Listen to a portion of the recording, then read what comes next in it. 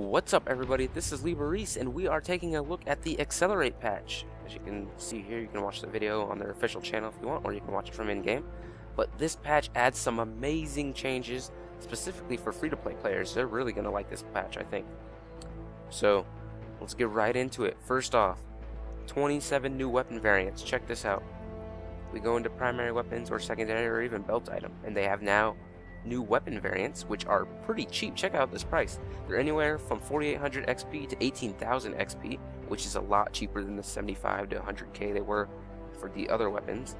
But and the gold price, look at that. That is a real microtransaction item right there. 40 GP. I could buy that in a minute without thinking about it. And also, you can now unlock weapon upgrades with just playing with them. You don't use experience to upgrade them anymore. Though there is this mastery button here where you can hit that and instantly, well, first I of course gotta buy it, but if I would buy the weapon, you could hit the mastery button and then instantly get the max upgrades if you have extra XP and want to spend it on that. But you don't have to use experience anymore, which is very nice.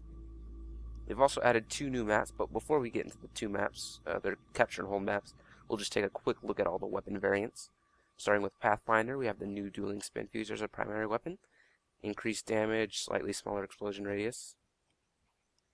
For secondary weapons, we have the new holdout shotgun, which has increased damage but smaller clip size, I believe.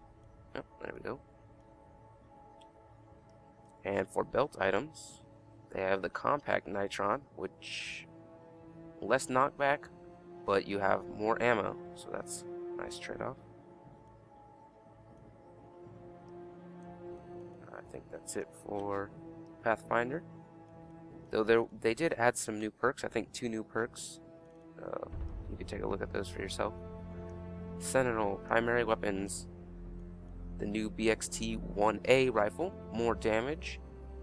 The longer you, okay. I guess this one has a slower charge time but larger clip size. So that's the difference there. And for secondary weapons, we have the new Nova Blaster MX. Better fire rate and larger clip, but smaller damage compared to the original Nova Blaster. And of course, as you guys can see, all these variant weapons have different skins, so that's pretty cool. And belt items. We now have the Focus Claymore. Greater trigger and explosion distance, but smaller trigger angle. So more damage, but less radius. Infiltrator. Primary weapons. The new Arctic Rhino. Great skin, I like that. Yeah, probably get that. But looks like it has more damage but a slower fire rate. So your choice, whatever you prefer. For secondary weapons, we have the new Arctic SN7. Pretty cheap. Looks like it has more damage, smaller clip size. Seems to be a fairly common trade-off here. And for belt items, the new Sticky XL. Looks like wider damage spread but less damage. Yeah, a little less damage, more spread. So now looking at the soldier. Primary weapon, Gast's rifle. I don't know if that's how you pronounce it. It looks like it does more damage but has a smaller clip size compared to the original assault rifle. We have the new Thumper DX for the soldier, which does more damage but less explosive radius. So, yep. And for belt items, we have the short fuse frag. A shorter fuse, but what's the trade-off? Less damage, I guess, and less radius. Or no, it has a greater radius. So greater radius, less damage, shorter fuse size. Or fuse length, I guess, whatever. Now the Raider. Raider now has the Dust Devil, which is similar to the Arcs Buster, but it has less damage and a greater radius. Now looking at the secondary weapons, we have the Desert NJ4, a variant of the NJ4 SMG. It does less damage, but has a higher fire rate. Wow, that must fire pretty fast, because the NJ4 was already a pretty fast firing weapon. I didn't mention this earlier, but they did add damage fall off for SMGs to make them more balanced, specifically for high-end competitive play. So I don't think that's mentioned here in the ratings or stats, but that is a change to make them a little more balanced.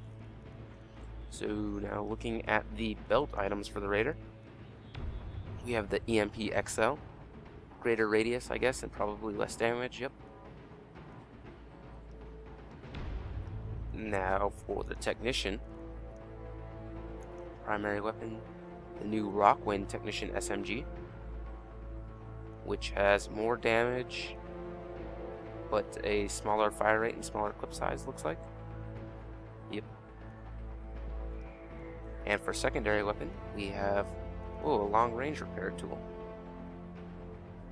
Looks like it has a longer range but repairs slower. Fair trade-off.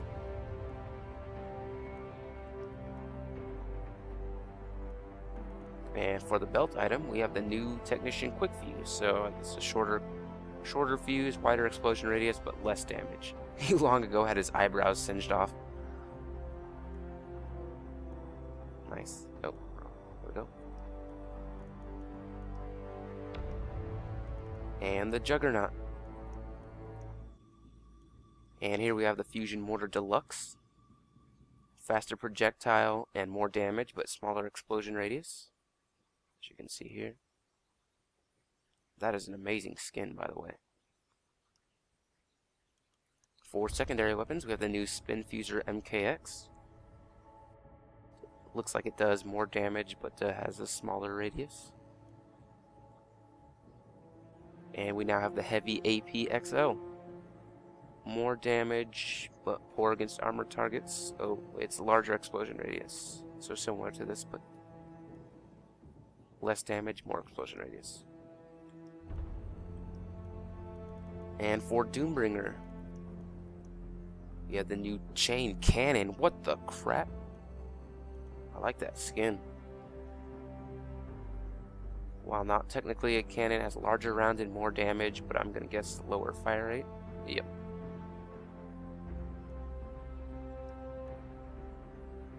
I like these items because they're not really which one is better, they're just which one do you prefer, and different people are going to prefer different ones, and I like that. That's opportunity cost, makes a good weapon choice, I think. So let's see this one.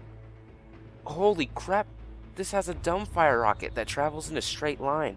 Now this one is straight up better than Saber, just right there. Oh man, I gotta get this. Short fuse. Oh man, an explode. Oh, I gotta get that. Getting the Titan launcher. I'll get that later. And we have this defective frag.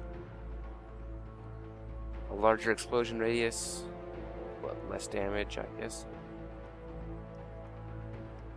Alright, and lastly, the Brute.